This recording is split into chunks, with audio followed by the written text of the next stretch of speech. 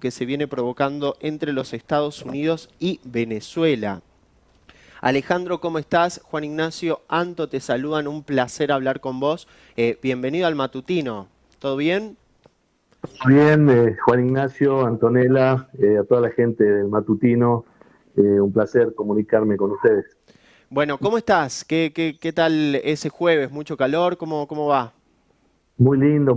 Esta semana con mucho calor, ¿no? Un clima bien de verano más que de primavera, pero bueno, cerrando el año, como mucha gente, nosotros en la UCSE ya estamos en periodo de exámenes, así que con exámenes, eh, concretando algunos temas que estaban pendientes, como convenios internacionales que tenemos con nuestra universidad. Hace poco el Consejo Superior de nuestra universidad cerró un acuerdo con la Universidad de San Buenaventura en Colombia, así que la verdad que muy contentos lo que está pasando con el proceso de internacionalización que está llevando adelante nuestra universidad y para Jujuy, por supuesto, ¿no? Un logro para toda la provincia.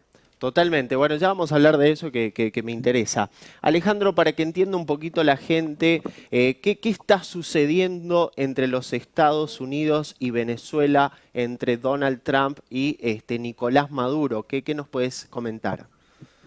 Sí, ese tema, bueno, es el no acuerdo entre Maduro y Donald Trump, ya viene de larga data, viene del primer gobierno de Donald Trump, y se pasa, bueno, hay una transición de gobierno con Biden. Biden, de alguna manera, eh, sigue los lineamientos de lo que pasó con Trump en cuanto al antagonismo con Maduro. Después hay un principio de acuerdo, ustedes recordarán, en el 2023 el gobierno de Biden cierra una especie de acuerdo con el gobierno de Maduro, que tenía arrastradas sanciones económicas, le habían quitado las visas a la cúpula de poder de Venezuela y demás, pero logran un principio de acuerdo con Biden que quedó ahí en stand-by.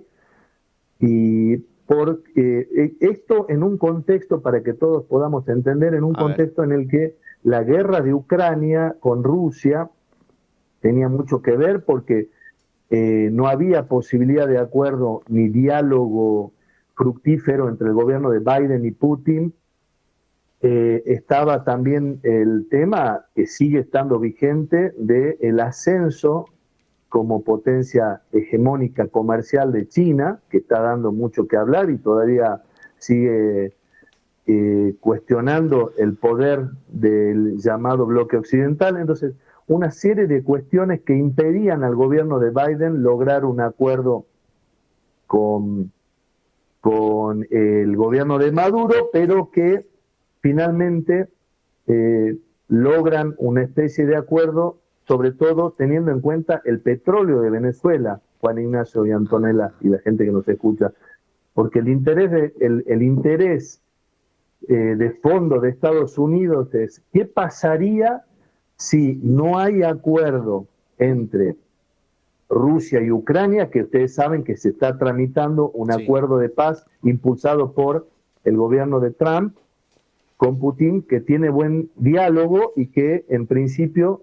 gracias a la cumbre de Alaska, se había logrado avanzar con esto a espaldas de la Unión Europea y a espaldas de Ucrania. Y Claro. bueno, fue cuestionado, esto fue cuestionado y demás, y sigue siendo cuestionado por los europeos y obviamente por Ucrania. Entonces, pero la buena sintonía entre Trump y Putin hacen que en algún punto esto pueda avisorarse como con expectativas positivas. Ok. Vamos a ver qué pasa. Entonces, ¿qué sucedía durante el gobierno de Biden?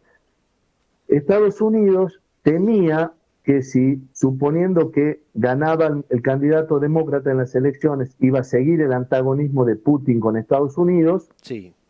¿Qué pasaría si sigue escalando el conflicto entre Rusia y Ucrania? Recuerdan también ustedes que podía escalar a un conflicto nuclear, nada más ni nada menos. Claro. Sí, sí. Entonces, El trasfondo tiene que ver con lo energético. ¿Por qué? Porque el resguardo para Estados Unidos es el petróleo, la energía. Todos estamos sujetos a la economía del petróleo, de los hidrocarburos. Nuestra matriz energética son los hidrocarburos.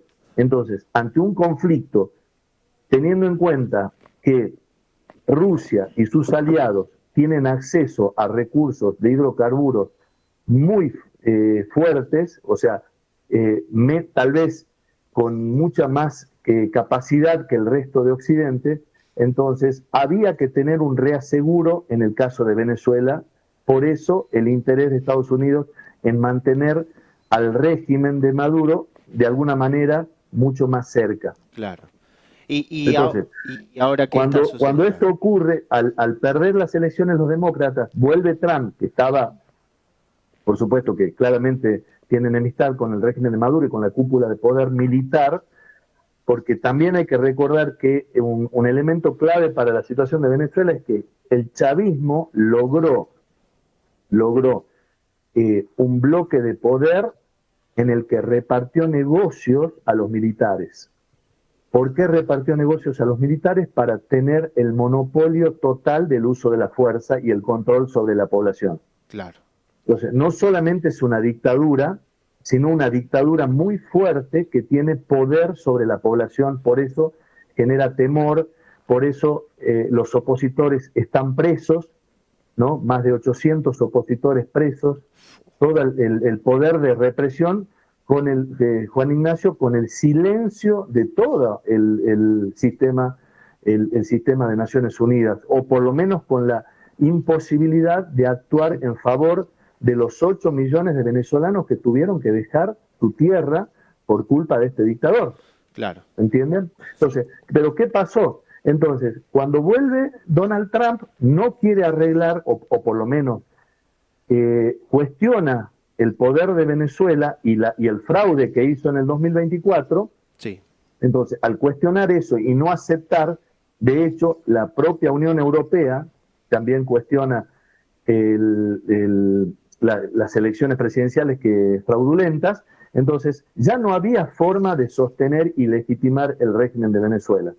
Pero nadie se animaba a, digamos, ¿quién le pone el cascabel al gato? Sería la cuestión, ¿no? Hablando vulgarmente. Entonces, ahora el gobierno de Donald Trump le quiere poner el cascabel al gato. No hay posibilidad de negociación. El Departamento de Estado de Estados Unidos no ha logrado, digamos, un acuerdo con la cúpula militar que sostiene al régimen. ¿Por qué?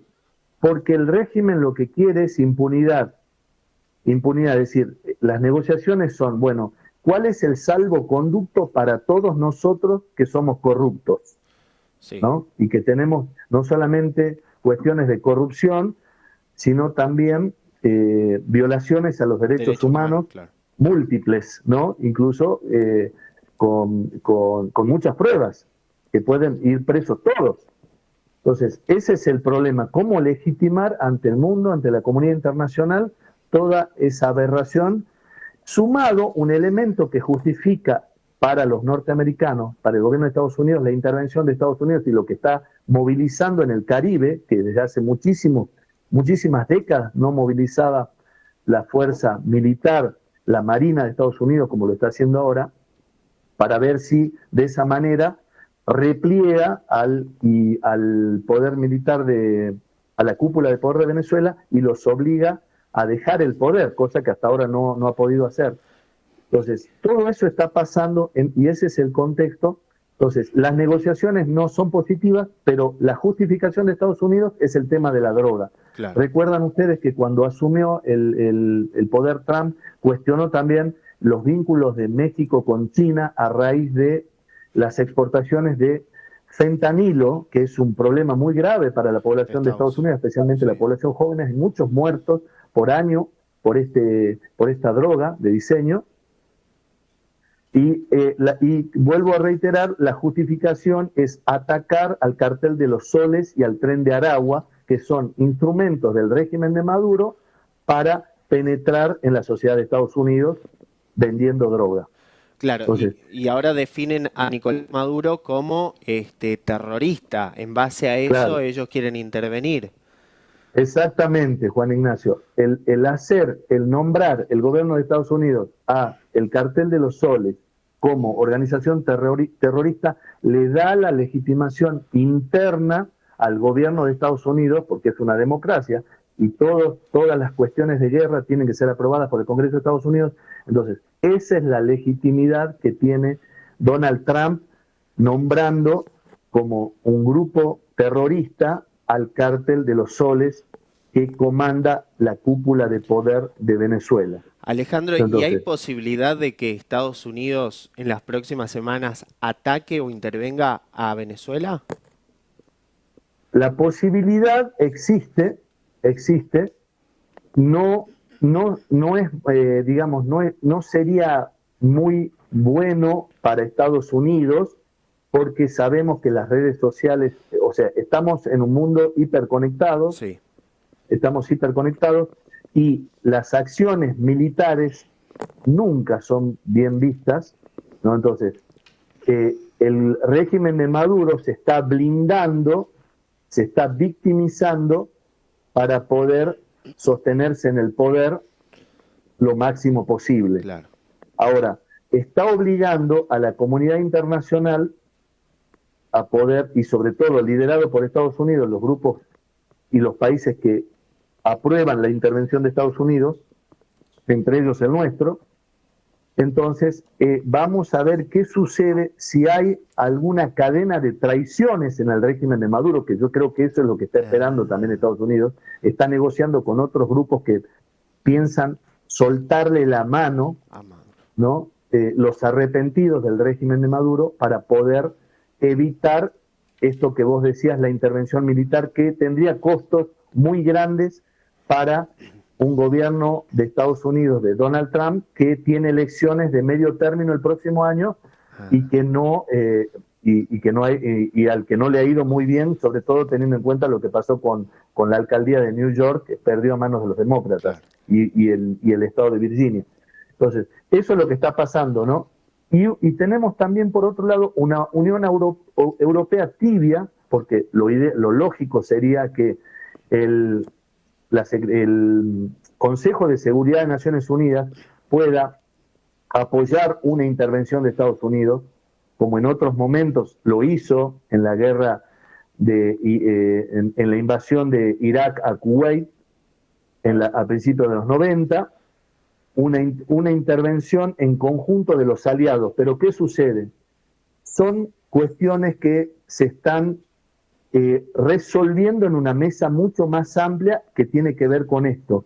Estados Unidos mueve su pieza haciendo esta acción militar en contra de Maduro en el Caribe, en un momento que Rusia, aliado de Maduro, está ocupado con lo que pasa con Rusia y Ucrania, y China no quiere tener vinculación con Maduro, quiere desprenderse, porque a China, obviamente, los intereses le van mucho más por el tema de comercio y de vinculación validada por los estados occidentales, con los que tiene mucho vínculo comercial, y ni hablar con Latinoamérica. Entonces, tenemos todo un tablero de complejidad, un tablero bien difícil de resolver para las grandes potencias que están vinculadas muy fuertemente al régimen de Maduro. En el caso de China, Rusia e Irán, por el tema energético, y Estados Unidos también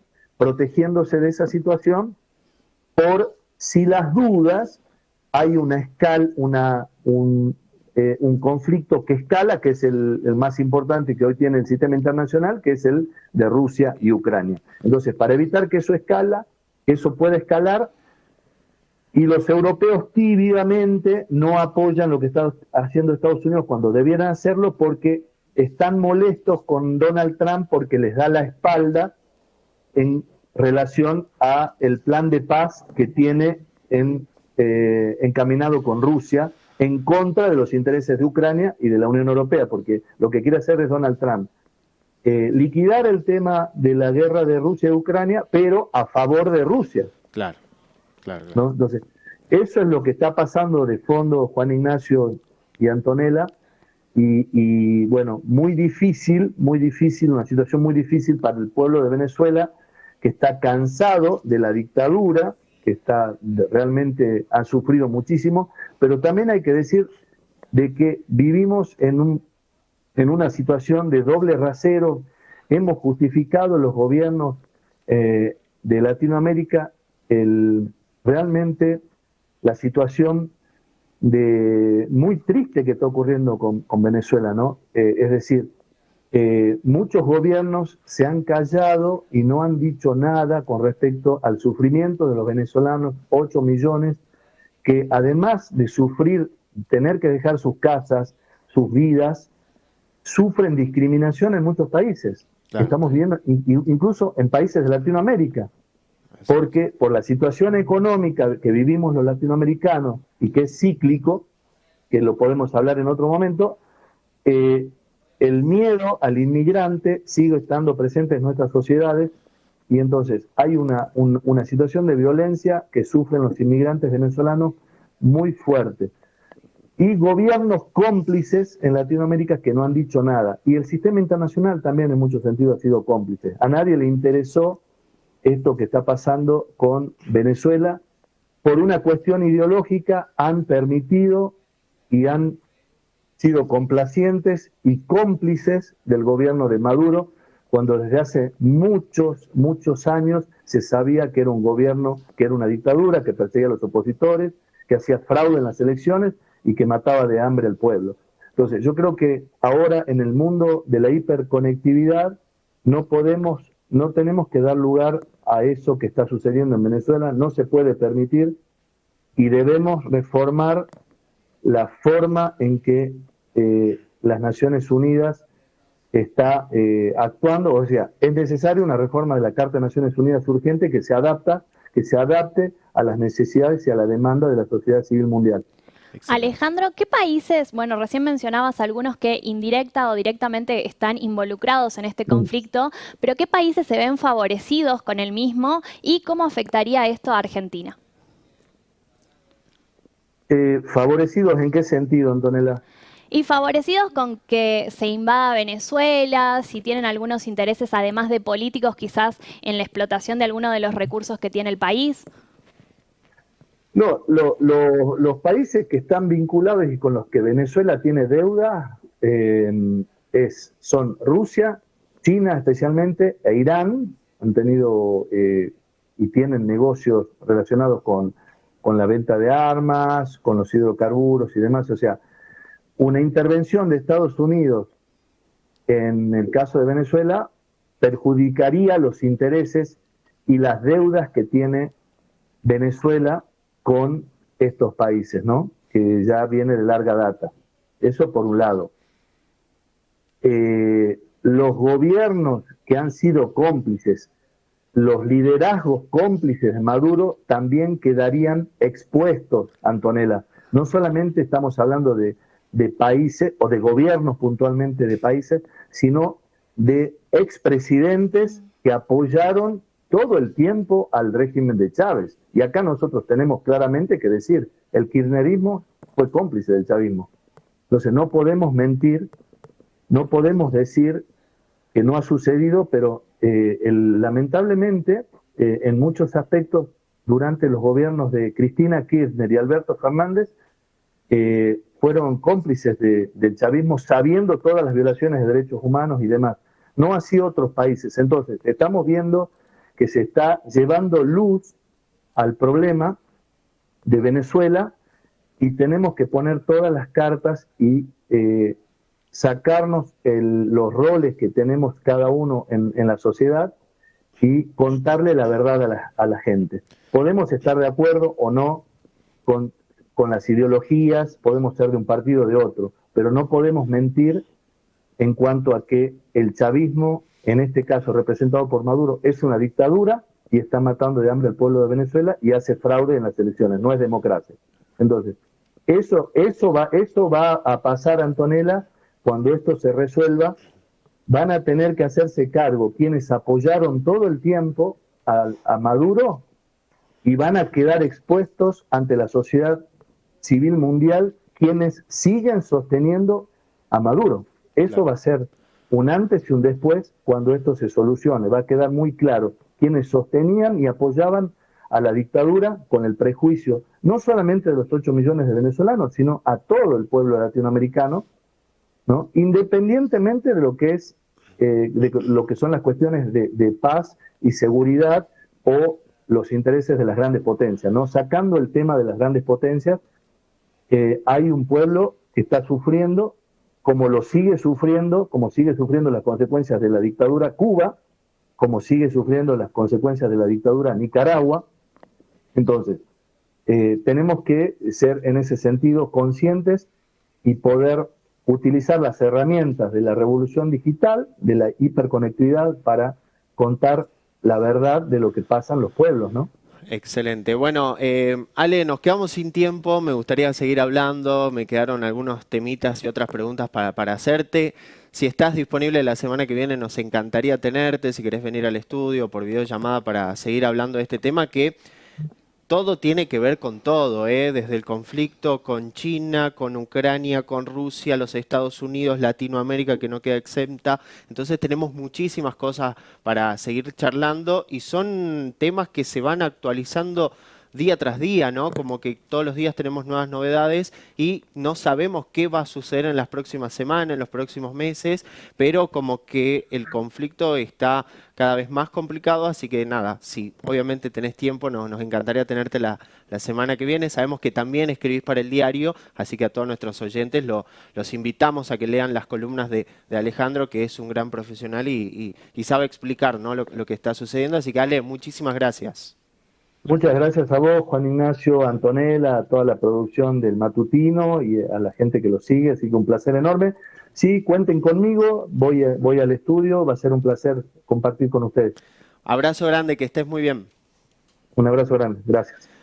Muy bien, ahí hablamos con Alejandro Safarov, internacionalista, ¿sí? un gran Genio. analista político internacional.